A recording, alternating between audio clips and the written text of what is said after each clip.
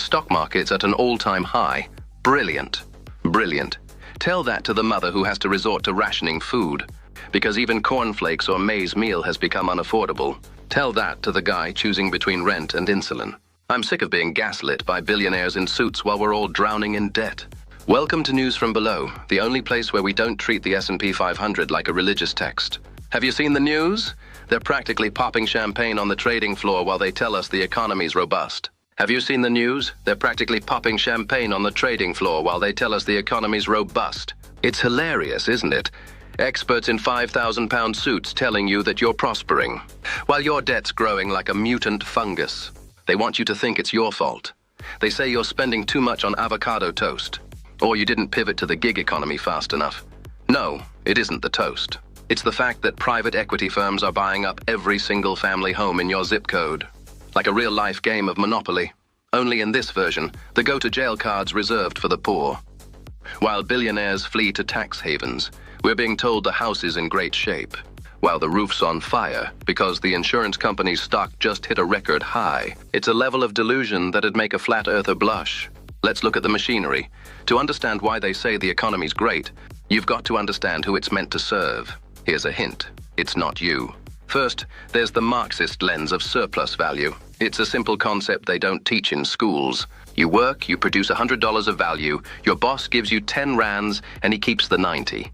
That 90, the profit, is the only thing the news means when they say the economy's growing. When they say growth, they don't mean your quality of life's improving. They mean the rate of your exploitations successfully increasing. Marx warned about the falling rate of profit. When they can't make enough profit by selling actual goods, they start cannibalizing the workers. They squeeze you for data. They charge convenience fees for the air you breathe, and they turn your very existence into a subscription service. Then there's the Kropotkin lens. In the Conquest of Bread, Peter Kropotkin argued a point. That's more relevant today than ever. People starve not because there isn't enough food, but because the means of producing that food are held hostage for ransom. We've got the tech to feed and house everyone on this planet 10 times over. We've got AI. That could be automating the boring stuff so we can all be poets. But instead, that tech's being used to mask a systemic collapse or worse, have the AI write terrible poetry for us. Lovely. Kropotkin said all belongs to all, but right now, it feels like everything belongs to BlackRock, Vanguard, and Trump's cretinous offspring. Finally, we've got Murray Bookchin. His social ecology warns us that this obsession with growth, this booming economy the news celebrates, is a cancer. A system that must grow to survive on a finite planet will destroy its host. That's why the economy feels hollow. It's a system that values a line on a graph more than a stable community. It's technocratic feudalism. Your life's being harvested by mass vehicle surveillance and financial tracking systems that are worse than you think. They use stablecoins as a Trojan Horse for surveillance, while the billionaire class flees the very mess they created. So how do you get out?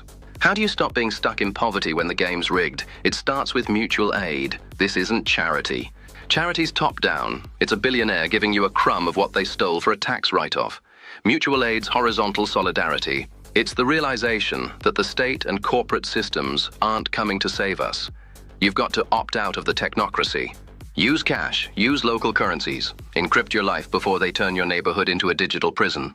Look at the fight in places like Columbus, Ohio, which has become ground zero. In the battle against massive corporate data centers, resistance means showing up to council meetings. To stop the infrastructure of your own surveillance from being built in your backyard, it means joining protests and showing them exactly how angry you are. It means no longer being polite, but it also means more than that. You build parallel systems. If the state won't provide, we do it ourselves. We don't need predatory grocery chains.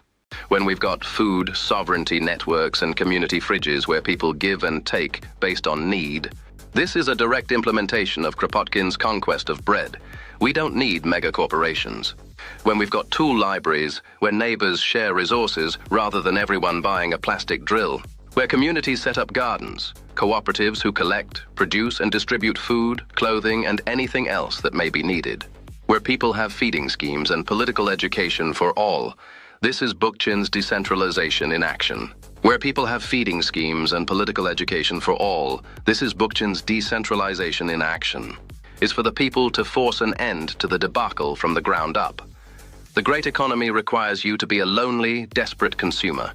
Solidarity's the ultimate glitch in their system. Talk to your neighbor, share your tools, start a strike fund. Because when we stand together, their technocratic feudalism doesn't just look evil, it looks obsolete. This is news from below. We don't have corporate sponsors. We've got you. Now go out there and build something they can't track, can't tax, and can't control. Stop asking for permission and start building the exit ramp from their rigged game.